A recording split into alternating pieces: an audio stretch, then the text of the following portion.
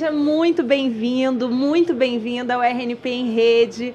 O nosso episódio de hoje vai ser especialíssimo sobre o Pré-MP. Esse é um espaço de diálogo sobre ciência, tecnologia, inovação e educação. Hoje a gente vai falar sobre o Pré-MP, que está resgatando um pouco da memória da rede acadêmica, do sistema RNP. É um reconhecimento que a RNP começou a fazer para a sua comunidade, para parceiros estratégicos. E hoje eu estou aqui, tenho um enorme prazer de estar aqui com o diretor-geral da RNP como meu co-anfitrião, meu amigo, meu mestre também, Nelson Simões. Obrigado. E hoje a gente vai ter um papo super interessante com a professora Claudete Alves, da Universidade Federal da Bahia, e também do nosso POP, do nosso ponto de presença, e o professor Edmundo Souza, da Universidade Federal do Rio de Janeiro. Muito bem-vindos. Muito obrigado. Nelson, você tem mais histórias com Claudete, com Edmundo? Tem muita história. Por onde a gente começa? Bom, nem sei. Por onde, Claudete? Não sei. Tem muita história, né? Claudete é uma amiga, e o trabalho que a gente faz com a UFBA, o ponto de presença da RNP está na Universidade Federal da Bahia. Federal né? da Bahia. Tem muitos anos, né? Tem os anos que tem a internet do Brasil. Então, quando a gente começou em 92, esse foi um dos 10 estados, né, que começou. Antes de 92 já estava. Olha aí, então antes. Então tem a pré-história lá. Então, a gente viveu esse período, né, Claudete? De, acho que assim, mostrar para as pessoas na universidade, no entorno da universidade. É interessante o que era internet. Era um meio evangelismo. Isso é muito bom, vai mudar a educação, vai mudar a pesquisa. É interessante. No início eu percebi rapidamente que a coisa tinha um impacto muito grande, que era muito importante para professores, pesquisadores. E o que me fez ter essa percepção, primeiro era a comunicação através de e-mail, porque as limitações de serviços eram enormes, né? O e-mail era a chave de tudo, era o grande serviço. Uhum. E com ele se montavam as listas de discussões. Então, em e-mail, pessoal, em e-mail. O WhatsApp por correio eletrônico.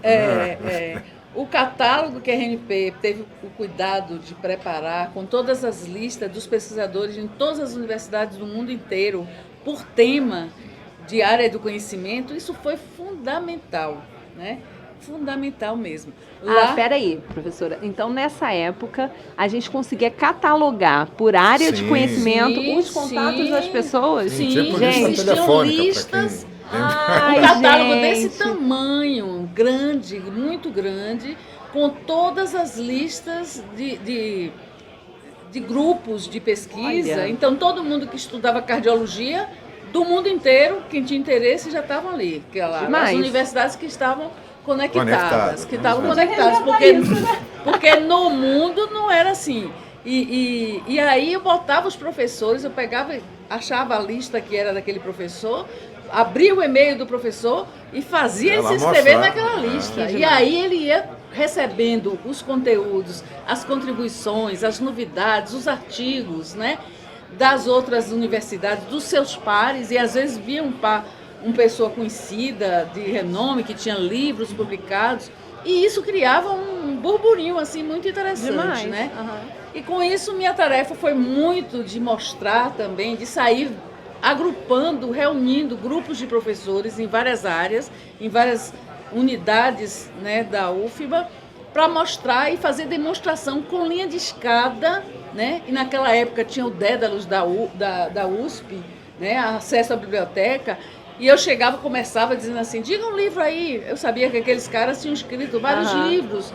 Aí eu botava o primeiro, eles diziam, é tudo armação, tudo. A gente percebia que eles não acreditavam. Foi combinado. Aí eu dizia, diga outro. No terceiro, eles diziam, o negócio parece que é verdade, parece que é verdade. Parece que o negócio é bom. É bom.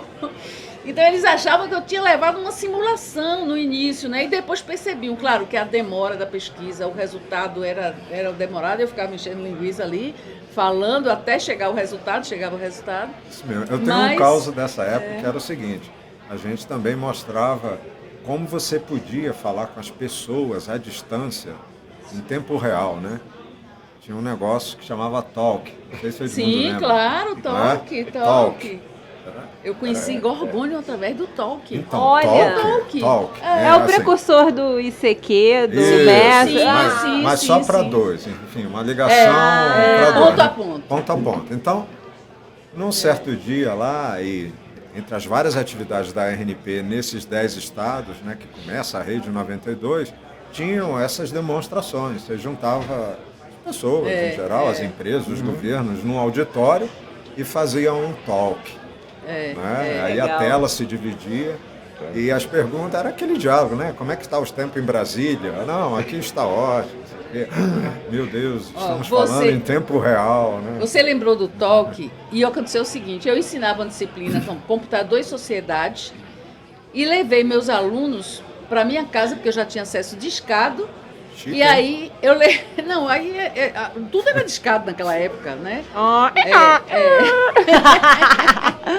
E aí eu levei os alunos e uma aluna chegou e disse, quando eu comecei a falar e explicar, eu levei para dizer, olha o que é que a internet vai fazer com impacto nas famílias, na sociedade, dizendo que a gente podia ter aquele acesso de casa. E aí a Daniela disse assim, meu irmão trabalha com isso na Unicamp, ele cuida da rede da Unicamp, era Gorgônio. Então chame seu irmão, vamos chamar seu irmão. Aí a gente conseguiu falar com o Gorgônio, a gente fez um talk, ele entrou no talk e foi assim que eu conheci Gorgônio. Que demais, a RNP se conhecendo antes de existir. Professor Edmundo, como é que foi na UFRJ? Como é que foi sua história, do comecinho? Olha, eu vou para um tempo mais atrás ainda, né? Antes da RNP, porque uma coisa que fica muito evidente, né, com a RNP é essa colaboração, essa participação de todos. Isso ficou evidente no prêmio aqui, essa vontade, como foi dito no prêmio, né, dizer assim, nós éramos voluntários, essa vontade de fazer algo por acontecer, amor, né? E só acontece porque tem todos o mesmo objetivo, fazer o que acontecer. Então, voltando para aquela época, para história, né? Eu me lembro de um grupo de colegas, nós éramos recém-voltados, né, do doutorado, e diz assim, rapaz, a gente está desconectado, a gente precisa nos conectar com os nossos colegas no exterior, a gente precisa conectar com os nossos colegas aqui, vamos começar a discutir, a agitar. E é claro que esse movimento eu estou falando do meu grupinho, né, de colegas ali, teve outro grupinho de São Paulo, e toda a articulação, Nelson comentou, né? Para que vocês querem isso? Para que isso é importante no teu telefone? Vocês vieram com um anseio, né, na verdade. Exato. A gente só pode estar num grupo de pesquisa que seja internacional, porque pesquisa é internacional ou nacional, a nível nacional. A gente trabalhar com os colegas se nós estivermos interconectados em rede. Sim. Não tem outra forma. A pesquisa e a ciência é coletiva, é uma cooperação. E a gente, desde esse início, a gente puxava. E aí eu vou remontar, primeira vez para ligar a universidade, vinha, isso é uma história ótima. O Paulo Aguiar certamente lembra, que é outro colega, e é daquele grupo, né? Veio a pessoa da companhia telefônica, que era ainda pública, né? Cada par de fio trançado, alguém se lembra disso? Fio trançado, olha, isso tem a velocidade correta? Dá esse... Não tem. Pega outro par, separa. Esse tem, separa esse para serve. Esse serve. Os outros não. Né? 2.400 kbps. E então toda essa articulação e culminou eu já nem me lembro do tempo, né? O outro colega, o professor Boasson, que foi do CNPq, assinando a portaria para a criação do projeto RNP, isso já num passo posterior, né? Então, isso aí é o final dos anos 80. Começo da década de 90. 88, 89. Exatamente. E aí teve Olha. um congresso da SBC em Salvador. Não sei se você estava nesse congresso, e aí Tadal chamou todo mundo numa sala para falar desse projeto que estava nascendo. Que era o projeto RNP. Era o projeto RNP. Ai, que legal. Chamou todo mundo, pesquisadores que eram de rede, como eu era coorientanda de Antão e Jaque Salver, da Paraíba, eles me chamaram, então eu entrei de gaiata na sala. Sorte então nossa, hein? Opa! e era isso mesmo, né? As redes da época eram muito limitadas, né? Sim. A gente não conseguia ter essas aplicações de conversa, de transferência de arquivo, de acessar um computador remoto, mas estava chegando, e vocês que estavam voltando do doutorado, do pós-doc, né?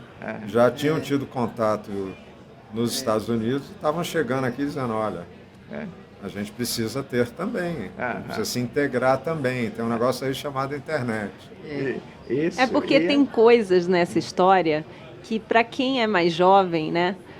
Eu não estou me incluindo nessa categoria necessariamente, mas a gente não... Parecem óbvias, né? Parecem óbvias. E foi um processo de evangelização que vocês fizeram, né? Acho que tem muito disso, né, Claudete? E teve muita fala, conversa, e pessoas foram chaves nesse processo todo para chegar a esse ponto de dizer assim, não, isso é importante, né? E aí, a RNP é criada, né? E aí, né? Como é que agora?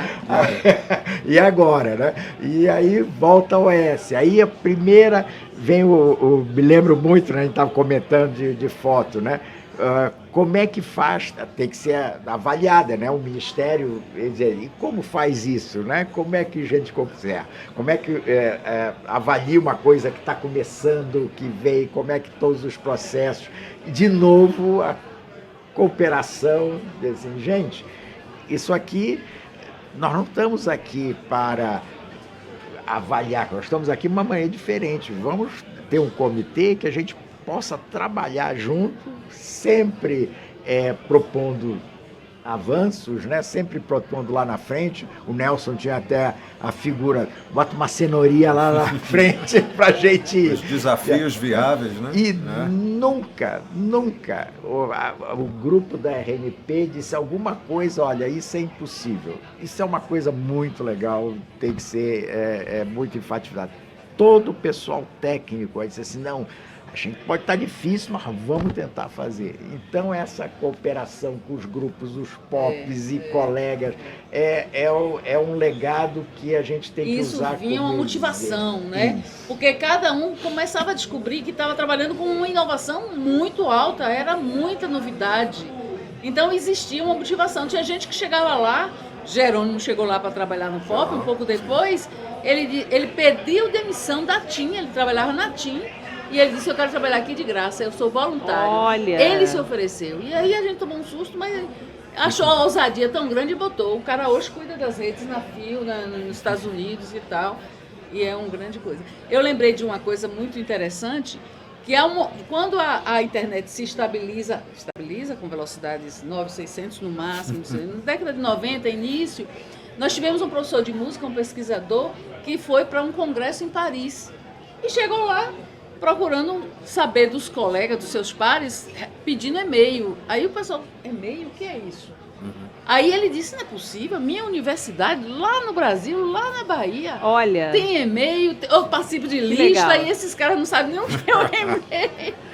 Então, quando ele chegou desse congresso, ele foi lá no CPD, foi lá agradecer a gente e dizer, nós estamos mais adiantados do que Paris. Ai, que demais! Aí a gente ficou toda...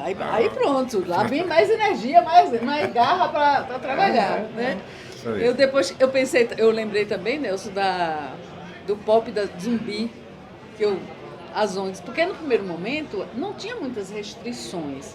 Em uma determinada situação, a gente começou a receber muita demanda das organizações sociais. Terceiro setor. Terceiro setor.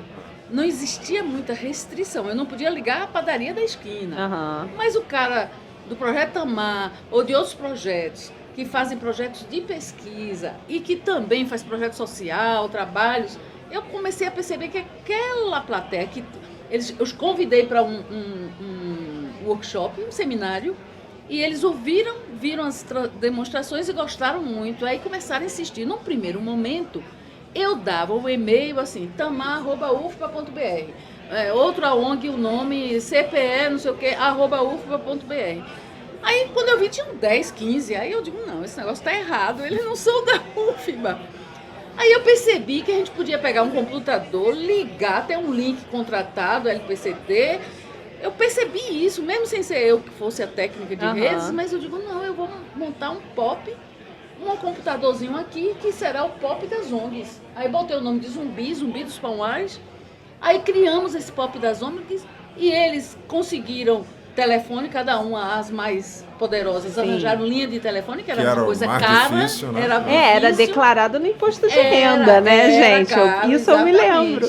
Então a gente conseguiu botar algumas linhas, no início 3 linhas, e essas instituições, eu liguei a Unifax assim, eu fiz um projeto de pesquisa com a Unifax, através dessas linhas e desse POP também, e aí a gente começou, chegamos a ligar 20, mas eu ficava com medo, eu disse, será que eu estou fazendo uma coisa errada? Não? Aí eu cheguei para Nelson num evento nacional, eu disse, Nelson, é o seguinte, olha, eu criei lá uma coisa chamada Pop Zumbi, tem tantas instituições, estão conectadas, participando de lista, não sei o quê. Nelson, que ótimo, que maravilha. Aí eu voltei toda relaxada.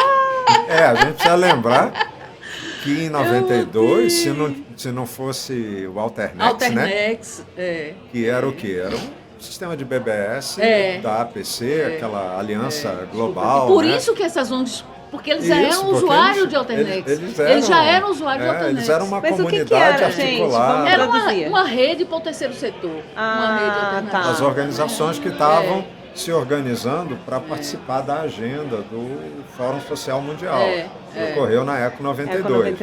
Então, de fato, esse evento uniu nós que estávamos trabalhando com um desejo, né? O projeto RNP era um desejo, né?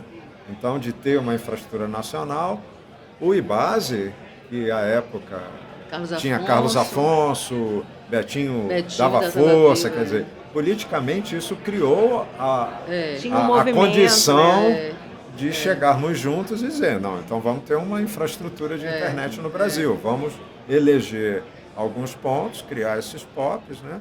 E entrar nessas discussões complicadas, né? Com o setor de telecomunicações, né? Você falou assim, me dá uma linha de, sei lá, 2 mega. Ele falou, que isso? Para que você quer isso tudo? Né? Eles se sentiram ameaçados, assim? Olha, a coisa era bizarra que antes tinha uma lei no Brasil que não deixava compartilhar dados, canais de dados, exatamente, canais de dados.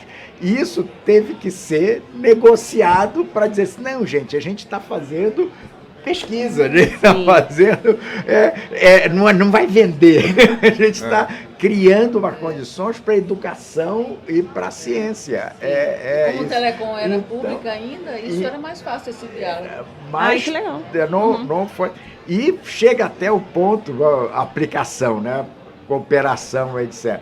Hoje em dia, principalmente agora na pandemia, né, todo mundo dá curso à distância, mas antes mesmo, dá curso à distância, a RNP faz muito tempo atrás, para você ter um professor, eu me lembro muito bem dessa história, o professor participando de uma banca remotamente no exterior.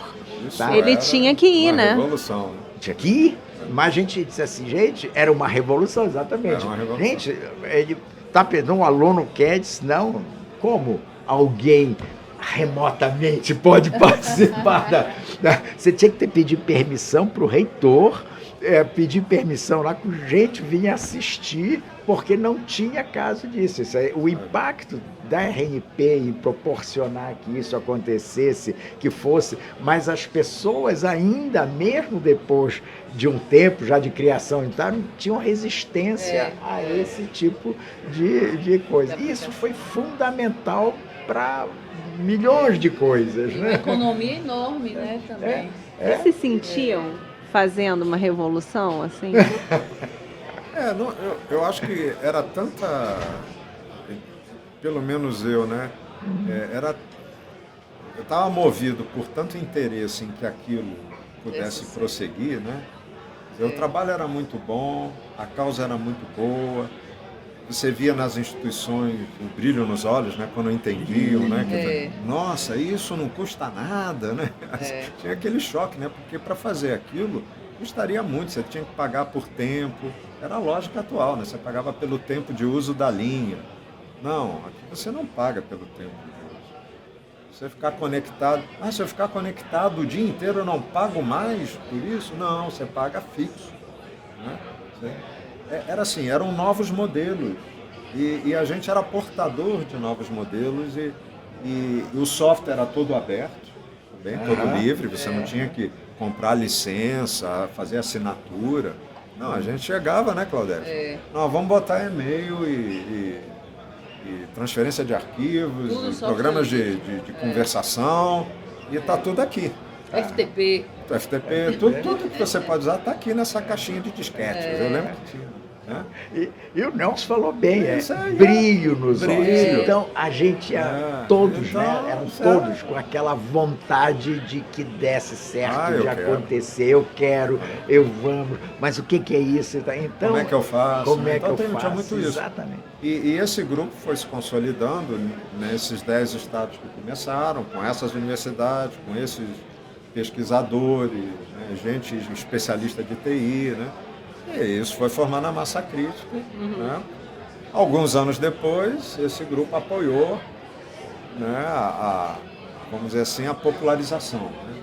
A abertura para o mercado, a formação de provedores, quer dizer, que é toda uma outra história muito bonita, né? De como esse conjunto de profissionais que já tinha contato nas universidades brasileiras com uma tecnologia que não estava disponível, né, permitiu o Brasil criar negócios, empresas e ter a riqueza que tem. A internet brasileira é uma das maiores do mundo. Crítica, isso é importante. A formação de pessoal todo que veio isso lá, isso é impagável. Agora, é uma coisa... Eu guardo até hoje o kit que foi preparado pela RNP com cada uma dos conhecimentos necessários para um provedor nascer. Olha. E aí a gente ensinava aquilo ali. E a gente organizava cursos, fazia reunião com BBS, empresas de BBS que quisessem se transformar num provedor. E dali saía uma programação dos cursos com aquele kit. E aquele kit, quem quisesse, dali já saía xerocando, porque a gente não tinha uma quantidade grande. Então eles tiravam cópias e todo mundo se debruçavam para começar a estudar. Então a RNP teve um papel, o Brasil não seria tão acelerado em termos de implantar a internet comercial a partir de 95, se não fosse esse momento. Como ela tinha uma capilaridade enorme, presença já em vários estados, isso ficou distribuído. Porque se ficar só no eixo Rio-São Paulo, era muito mais difícil. Né? Sim. Então, aí gente, a gente sempre esquece que o mais importante são as pessoas. Claro. Então a RNP proporcionou essa criação, como o Nelson comentou, dessa massa crítica de pessoas que entendessem e foi criando isso. Isso é um legado que a RNP comunitário, né? É uma coisa... Organizava aqueles encontros no INPE nacionais, organizava cursos, e que depois a SCI, e tudo isso foi esses passos para fazer a formação dessa equipe, para complementar, né, a formação dessas equipes que estavam aprendendo na raça, aprendendo em cima de manual ou consultando colega de outro lugar, né, de outro estado. Então, e como é que foi aí depois desse começo assim tão desafiador, mas ao mesmo tempo de aprendizado, de fazer na raça, fazer na mão? Como é que foi essa passagem? Como é que vocês viram a passagem para o mercado, assim, o mercado começando a se apropriar disso? Olha, isso aqui foi uma explosão, assim, porque eu lembro que para chocar eu falava, venda o seu carro, abra um provedor da internet, né? Tinha esses guias que a Claudete falou, né? vinham os valores, né? Quanto custa, o mais caro eram as linhas telefônicas. Né? Então foi, porque o Brasil tem isso, né? O empreendedor brasileiro, ele é corajoso também. Ele é ousado, ele gosta de tecnologia. Então isso explodiu. As empresas começaram a se formar, aonde tinha uma infraestrutura, né? E aonde não tinha também. Muitos anos depois, muitos mesmo, né? Já operando no mercado privatizado e tudo mais, nós tivemos contato na RNP com provedores, principalmente no norte, em Belém, em Marajó, no Amapá. E um deles dizia, né, que ele foi motivado por esse período, né, em que a Universidade Federal do Pará, e ele se refere até do Michael, que ele assistiu uma palestra do Michael, o Michael era um desses pesquisadores da PUC Michael do Rio, Stanton. Né, Michael Stanton, né, e que ele falou, não, eu vou ter um provedor aqui em Belém. E ele fez um provedor. E ele ainda é hoje uma das empresas melhores da região norte, né?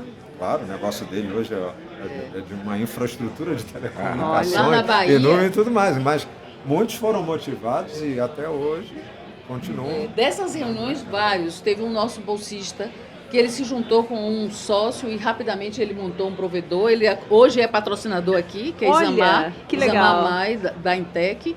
Ele era bolsista e depois ousou, ainda estudante, e fez o provedor. Além disso, nós tivemos, eu como professora na Unifax, na época eu estava ensinando na Unifax, e eu orientei um trabalho de conclusão da graduação, que foi montar o provedor na Unifax. Todo o processo de montar. E três alunos faziam parte daquilo. Depois se juntaram e formaram o provedor. Claro. Formaram o provedor. O financiador foi o dono da Unifax e montaram o provedor. Foi o maior provedor da cidade. Olha. Foi um provedor que estourou. Até o professor Léo Bino trabalhou lá nesse provedor, né? E foi a Servinet. Quando chega aquela crise que começa os Estados Unidos, as empresas vêm comprar todos os provedores no Brasil, o primeiro que eles queriam comprar lá era esse, porque era o mais organizado, o mais arrumado e com uma carteira de clientes maior. Porque naquela época o e-mail estava amarrado a você estar afiliado a um provedor. Não tinha e-mail gratuito, não tinha Gmail. E esses caras, eles não queriam vender, porque estavam lucrando, estava muito bem. E aí, eles, já que a gente não quer vender, vamos botar o valor, o dobro do que a gente acha que vale, para ver se esses caras pagam. Aí foram. E eles pagaram? Eles pagaram. Não abriram mão e eles pagaram, tomaram um susto, assim, e aí venderam. E eu, que nunca nem fui na sede desse provedor, apenas orientei aquele trabalho que foi o embrião, quando chegou em dezembro, os 3 amigos, que eram pessoas amigas minhas, chegaram em casa com uma Ranger 4x4, cabine dupla, com seguro total, com tudo, me deram de presente. Eu tomei um susto. Cara, que legal. Demorei de acreditar que eu estava Claudete, ganhando você pensou a mesma coisa assim? Será que eu aceito? Vou ou não vou? Rapaz, eu tomei um susto. Foi assim, eu estava com visita na época, e um moçambiquenho com uma colombiana amiga minha, e os dois saíram sem acreditar. Eles viajavam no outro dia e eles saíram sem acreditar. Não pode, Maravilha. não. A menina falou, regalo? Não. Ai, não. Gente, a gente já está chegando no fim, mas eu queria que Nelson fizesse uma pergunta matadora para os nossos convidados. Matadora? Eu Eles não quero são morrer ainda, imortais. Eles são imortais, esses daí. Uma pergunta assim, acho que vocês... Tem uma memória também que eu acho que vocês trazem, né? Hoje a gente teve a entrega do prêmio e eu vi que a gente sente uma emoção, assim, né? Tão grande de lembrar dessa história. Então, foi nesse sentido, né? Assim, o que você quer deixar de pergunta para eles, assim, para a gente resgatar, honrar também essa memória? Bom, Edmundo, eu sei que você sempre investiu em educação. Você é um pesquisador dos melhores do Brasil na área de redes e sistemas distribuídos, mas a sua preocupação sempre foi educação, formação. Então, e aí, nós estamos formando melhor com a internet que a gente tem hoje? Olha, seria impossível a gente ter avançado em pesquisa em todas as áreas sem ter esse patrimônio que é a RNP. Isso, e eu diria não só isso, quer dizer, qualquer coisa que você faça hoje em dia com a educação, no estado do Rio nós temos uma rede que a gente tenta levar a educação ao interior do estado e é essencial ter uma rede de comunicação, né? Qualquer coisa que você faça, passe por aí. E eu acho que a gente, para o futuro, acho que a gente sempre tem que colocar isso. Nós estamos falando muito no futuro, o que é que vem, e inteligência artificial e tudo isso, sem a RNP e sem olhar para o modelo que deu certo. Por que a gente não olha para criar o futuro? Vamos olhar as coisas que deram certo. Então, você vê, é unânime, é uma coisa muito bonita, você vê todos dizem assim, isso aqui foi construído, cada um deu um pedacinho pequeno. Sim. E você constrói uma coisa grande que deu certo para recursos humanos, educação, isso. Vamos olhar para o que para a RNP, o modelo que deu certo, que aí a gente constrói o futuro daqui. E sem recursos humanos, sem isso, que não tinha nada, as pessoas não entendiam o que era rede, não sabiam o que era. Sem agora é comum, né? É comum a quantidade de gente. Então é isso que a gente precisa para o futuro. E não tem tem isso aqui, inteligência, cooperação das pessoas para a gente poder. Vamos olhar para o que deu certo, para a RNP que deu certo, vamos olhar para a gente construir esse futuro. Legal. Obrigado. Claudete, cooperação na Bahia parece que está na raiz, né? Claudete lidera a rede comunitária de Salvador há quantos anos? Desde que 2005. Então, quase 20 anos. Fez 15 anos. Desde que surgiu, né? Então... desde que surgiu. Desde o início. Inauguramos operacionalmente em 2009. Tá. E assim, vocês não têm ideia, né? É um negócio maravilhoso, né? Ultrapassou em muito o que a gente imaginou quando criou o modelo, envolve os governos em todos os níveis, envolve as organizações de justiça, envolve academia, escola, uma coisa gigantesca, é um ambiente de colaboração, né? Como é que vocês conseguem, hein? Porque isso é diferente, né? Essa pimenta aí não tem em todo lugar, não. É um pouco o que o professor disse. Mas como é que... Diz aí, pode existe, revelar revelar esse segredo. Não, existe uma Qual coisa que... Qual é o ziriguidum da O primeiro Bahia? segredo que eu diria, assim, existe uma coisa que me dá coragem, é o perfil da nossa equipe. Nossa equipe foi montada em cima desse modelo de colaboração, de cooperação, de um ensina para o outro, um aprende com o outro, e esse compromisso, essa motivação do trabalho e da inovação. E aquilo é como se eu dissesse, eu tenho aqui uma equipe que me garante, né? E quando chega a responsabilidade de montar a Rede Comep, que eu tinha que articular e identificar as instituições, chamar e dizer que a gente ia montar agora uma Rede Comep. Já tem internet, então a gente vai botar, fazer com que a UNEB, que ficava num bairro muito longe e que não conseguia chegar com alta velocidade no POP, agora ela vai chegar. Aí dizer isso para cada um e chamar todo mundo. E eu digo, esse negócio eu não posso fazer isso sozinha, não. Na época, a gente tinha... Até o professor Suragi participava porque ele representava a Unifax, na época. E aí eu chamava essas pessoas que já entendiam, Suragi, vem para reunião, vem para reunião. Aí Suragi só podia terça-feira de manhã. Aí eu botava reunião terça-feira de manhã, porque ele só podia terça de manhã e ele era a pessoa-chave. Eu disse, não, a agenda de Suragi é a mais importante, então eu tenho que botar Suragi. Aí lá vai convidando os outros e aí juntava aquele povo. Eu digo, vai ter tudo que for feito aqui vai ser compartilhado. E eu pedia que aquelas pessoas convidassem a outra instituição, trouxessem para a reunião. No início das reuniões, eu fazia sempre uma apresentação do projeto. Quando aquele povo já estava cansado, eu fazia uma apresentação rápida, mas para aquele que chegou novo, entender o que era aquilo. Então a gente ia somando para expandir essa infraestrutura e essa coisa. E percebi que a sustentabilidade ela só viria também com a participação, com o pertencimento, o engajamento, o engajamento e tal. Então eu tinha que crescer aquela rede com esse perfil de engajamento, de pertencimento, de perceber que ele não está resolvendo só o problema da sua instituição, ele está está resolvendo o problema de uma infraestrutura para a cidade do Salvador, né? E isso foi criando, foi embolando isso. Hoje nós temos aqui umas 5 pessoas que são representantes do comitê gestor na Rede Comec, que estão aqui no evento, e foi difícil arranjar vaga nesse evento, mas eles se viraram e conseguiram. E são quantas instituições lá? 38 instituições 38. que participam. É. Muito Então, coração, isso. né? Eu acho... Muita responsabilidade também. Claudete, Parabéns. a Claudete faz a gente se sentir tão bem que a gente esquece até o protocolo de professora Claudete. Não, pode chamar Claudete.